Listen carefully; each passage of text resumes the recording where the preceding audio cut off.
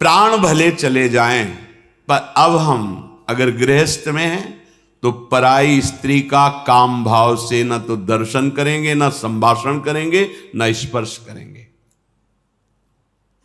अगर आपको सुमति बढ़ानी है, संपत्ति बढ़ानी है, सुख में निमग्न होना है, दुख से बचना है, तो प्रार्थना मान लीजिए ये खिलवाड़ नहीं है, पर स्त्री गमन सीधे दुर्गति है।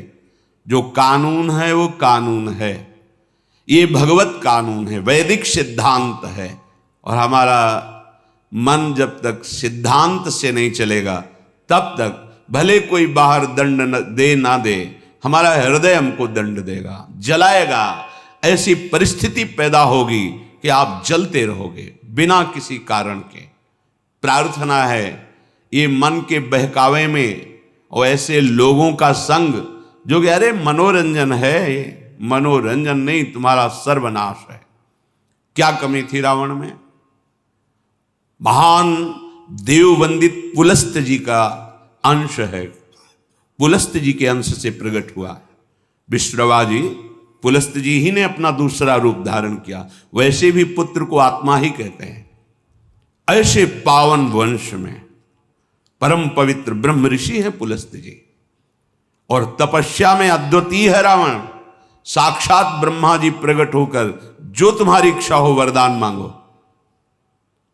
उत्तम कुल में प्रकट हुआ, ब्राह्मणत्व जहां छाया हुआ है, ऐसे ऐसे पिता से, जहां तपस्या का धनी है और बुद्धिमान समस्त वेदों का पारंगत है।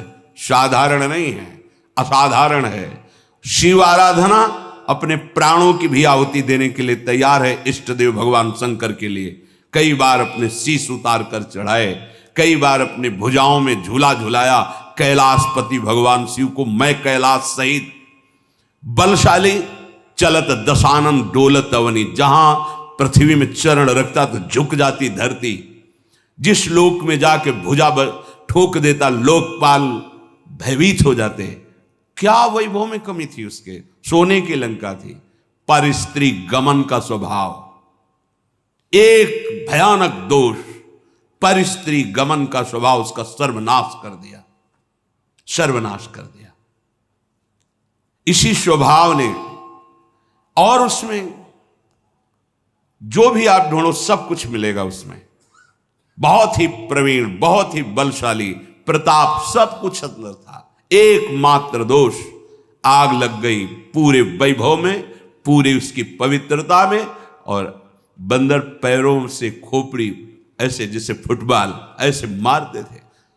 मंदोदरी रो के कह रही थी, राम विमुख असहाल तुम्हारा। भगवत विमुख होने के कारण ये दोष तुम छोड़ नहीं पाए। हम तुम्हें बार बार पैर पड़ के समझाती रही, और आज तुम्हारी ये दशा है कि तुम्हारे कुल में कोई रोने वाला नहीं। शब्द याद कर लो।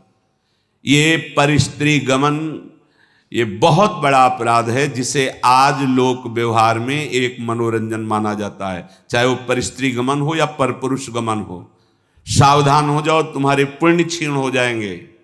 सावधान हो जाओ, तुम्हारी आयु नष्ट हो जाएगी और तुम्हारी बुद्धि भ्रष्ट हो जाएगी, और तुम अंदर से ऐसे अपराध करोगे कि भयभीत बने रहोगे। देख लेना, ये परिणाम लिख लो। जिनको समझ में आता है अरे तो सब क्या है, तो आगे देख लेना क्या है। अगर कुमति को दबाकर सुमति को बढ़ाना है तो नियम ले लो, चाहे प्राण निकल जाए, पर पराई जिसका हम पाणी ग्रहण किए हैं उसके सिवा किसी और स्त्री के साथ काम संबंध नहीं। अगर ये नियम निर्वाह कर ले गए तो बहुत कुछ जीत जाओगे, क्योंकि सबसे बड़ा शत्रु यही काम है। ये बड़े बड़े ज्ञानियों का भी वैरी है, फिर साधारण पुरुषों की तो बात जाने दो। पर नियम में बड़ी सामर्थ्य है।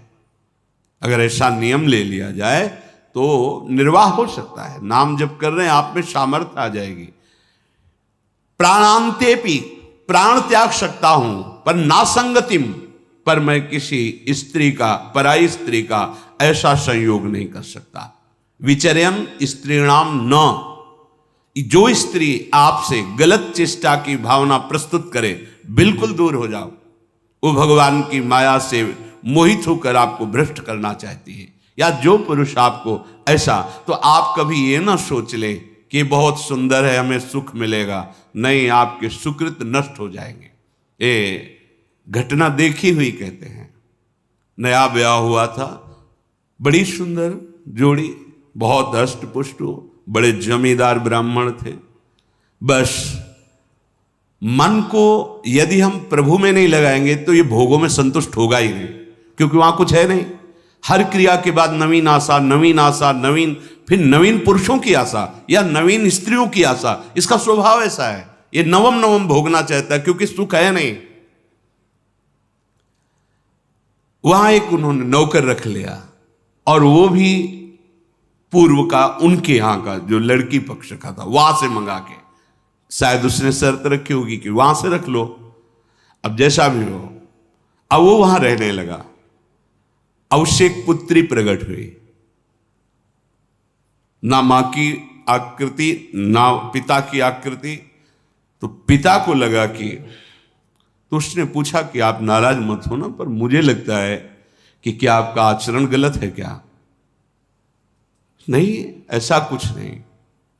पर वो प्रवीणता अपनी बुद्धि से समझ गई कि हमें लगता है ये हमें इस बात में दंड देंगे। जान, चाय में जहर मिला करके उसको दे दिया पति को।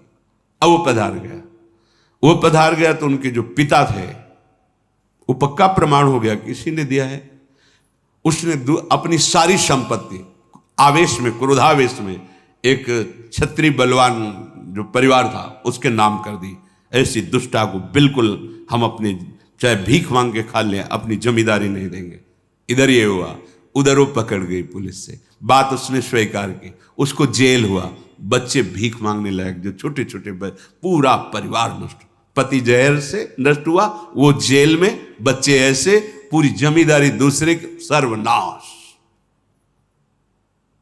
कभी कहीं किसी का मंगल नहीं हो सकता। अगर आपको अभी मौज मस्ती लग रही हो ना, ये तो सुनने को आ रहा है, हमारा तो कुछ नहीं, पुण्य चल रहा है, पुण्य छीण होने दो, जल्दी पुण्य छीण होने दो, फिर तुम देखना जब तुम्हारा हिसाब आएगा तब तुम्हें समझ में आएगा कि शास्त्र में जो लिखा है वो सत्य लिखा है। सब अनुभव करके देख लो। शास्त्र विरुद्ध आचरण तुम्हें भयभीत रखेगा। जिसके सामने नहीं झुकना चाहिए उसके सामने झुकना पड़ेगा तुम्हें, क्या क्या देखना पड़ेगा। इसलिए विश्वास कर लीजिए, भले प्राण चले जाएं, प्राणांतेपि न संगतिम विचरयन। कैसी कैसी नीच बुद्धि आ जाती है, पूरे परिवार का नाश हो गया। कितना मंगलमय जीवन चल सकता है, कितने प्यार से दोनों रह सकते हैं, कितना भजन करके पूरे परिवार का उद्धार किया जा सकता है। अतिथि सेवा, साधु सेवा, गुरुजनों की, माता पिता की सेवा, धर्माचरण, और फिर भागवतिक प्रसन्नता के लिए संतानोत्पत्ति आदि। बड़ा मंगलमय गृहस्थ धर्म है। गृहस्थ धर्म का मतलब है एक परकोटी के अंदर रह करके शत्रुओं पर विजय प्राप्त करना, और विरक्त का मतलब खुले मैदान में ललकार करके शत्रुओं को परास्त करना। तो आदेश कर रहे हैं, विचरयन स्त्री नाम न तत्संगी नाम। जो पुरुष आपके पास बैठकर गंदी बातें सुनाता हो, गंदे दृश्य दिखाता हो, गंदी चेष्टाओं का परिचय कराता हो, ऐसे पुरुष का त्याग और ऐसी स्त्री का त्याग जिसके संग से आपका अपना धर्म नष्ट हो जाए, बिल्कुल नहीं। सावधान। अगर भूल हो गई है तो आज से सावधान हो जाओ। अब लो नशानी, अब ना नशई हो। प्रार्थना मान लो, ना इस लोक में सुख मिलेगा ना परलोक में।